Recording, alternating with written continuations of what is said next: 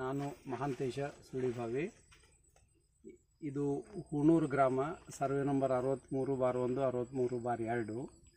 ಇದು 20 ಎಕರೆ ಜಮೀನಿದೆ. ಇಲ್ಲಿ ಇದರಲ್ಲಿ 3 ಎಕರೆ ಬಾಳೆ ಮಾಡಿದ್ದೇನೆ ನಾನು. ಈ ಬಾಳೆ ನಾನು ಹಚ್ಚಿದಾಗ ಸರಿಯಾಗಿ ಬೆಳವಣಿಗೆ ಕಾಣಲಿಲ್ಲ. ನನಗೆ ವಿ ಫಾರ್ಮ್ಸ್ನವರ ಸಂಪರ್ಕ ಬಂದು ಅವರ ಜೊತೆ ನಾನು ಈ ಬೆಳವಣಿಗೆಗೆ ಏನು ಮಾಡಬೇಕು ಅಂತ ವಿಚಾರ ಮಾಡಿದಾಗ ನಾಮದೇವ್ ಅವರು ತಮ್ಮವೇ ಆದ ಕೆಲವು ಪ್ರಾಡಕ್ಟ್ಗಳನ್ನು ನನಗೆ ತೋರಿಸಿ, ಇವುಗಳನ್ನು ಉಪಯೋಗ ಮಾಡಿರಿ, ರಿಸಲ್ಟ್ ನನಗೆ ಹೇಳ್ರಿ ಅಂತ ಹೇಳಿದರು. ಅದರಲ್ಲಿ ಪ್ಲ್ಯಾಂಟ್ ಜೀನಿ ಮುಖ್ಯವಾದದ್ದು. ಪ್ಲ್ಯಾಂಟ್ ಜೀನಿನ ನಾನು ಅವರು ಹೇಳಿದ ಪ್ರಕಾರ ಎಲ್ಲ ಗಿಡಗಳಿಗೂ ಕೂಡ ಮಣ್ಣಿಗೆ ಸೇರಿಸಿದೆ. ಅದು ಆದ ನಂತರ ಇದು NPK ಕನ್ಸಾರ್ಟಿಯಮ್, ಇದನ್ನು ಕೂಡ ಎಕರೆಗೆ 5 ಲೀಟ್ರ್ದಂಗೆ ರೆಕಮೆಂಡ್ ಮಾಡಿದರು. ನಾನು ಇದನ್ನು ಕೂಡ ಹಾಕಿದೆ. ಆವಾಗ ಈ ಭೂಮಿ ಫಲವತ್ತತೆಯೂ ಹೆಚ್ಚಿತು ಮತ್ತು ಗಿಡದ ಬೆಳವಣಿಗೆ ಈ ಮಟ್ಟಕ್ಕೆ ಬಂತು. ನಾನು ಈ ಪೂರ್ವದಲ್ಲಿ ಅವರನ್ನು ಒಂದು ಸಾರಿ ನನ್ನ ಜಮೀನಿಗೆ ಕರ್ಕೊಂಡು ಬಂದು ನಾಮದೇವ್ ಅವರಿಗೆ ಇದನ್ನು ತೋರಿಸಿದಾಗ ಏನೂ ಬರುವುದಿಲ್ಲ ಅನ್ನೋ ಮಟ್ಟಕ್ಕೆ ಇದ್ದ ಬೆಳೆಯನ್ನು ಇವುಗಳನ್ನು ಹಾಕ್ರಿ, ಭೂಮಿಯ ಫಲವತ್ತತೆ ಹೆಚ್ಚಾಗುತ್ತೆ. ನಾನು ಇವುಗಳನ್ನು ಪ್ರತಿ ತಿಂಗಳ ಉಪಯೋಗ ಮಾಡ್ಕೋತ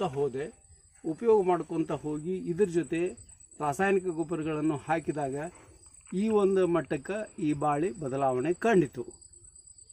ಈಗ ನಾನು ಒಟ್ಟು ಇದು ಹಣ್ಣು ಆಗುತ್ತಾ ಇಲ್ಲೋ ಅಥವಾ ಬೆಳೆ ಬರುತ್ತಾ ಇಲ್ಲೋ, ಯಾಕಂದ್ರೆ ಭೂಮಿ ಅಷ್ಟು ಫಲವತ್ತಾದ ಭೂಮಿ ಅಲ್ಲ ಇದು.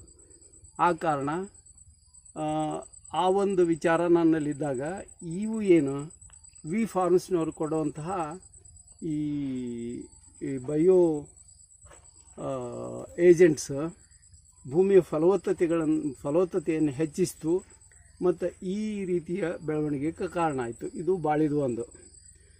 ನಾನು ಇದನ್ನು ತೊಗರಿಗೆ ಉಪಯೋಗ ಮಾಡಿದ್ದೀನಿ. ಆಮೇಲೆ ಈಗ ಕಬ್ಬು ಹಚ್ಚುವಾಗ ಕೂಡ ಇದು NPK ಕನ್ಸಾರ್ಟಿಯಮ್ 5 ಲೀಟ್ರ್ ಉಪಯೋಗ ಮಾಡಿ ಈಗ ನಾಟಿ ಕಬ್ಬು ಮಾಡಿದ್ದೀನಿ.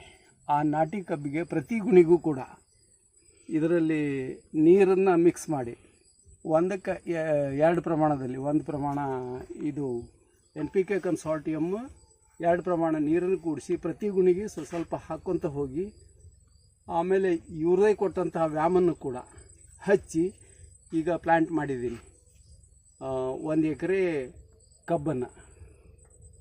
ಅದೇ ರೀತಿ ತೊಗರಿಗೂ ಕೂಡ ನಾನು ಹಾಕಿದ್ದೀನಿ. ಆ ತೊಗರಿ ಬೆಳೆನೂ ತಮಗೆ ತೋರಿಸ್ತೇನೆ. ಸೊ ಈ ವಿ ಫಾರ್ಮ್ಸ್ನವರು ಕೊಡುವಂತಹ ಇವೇನು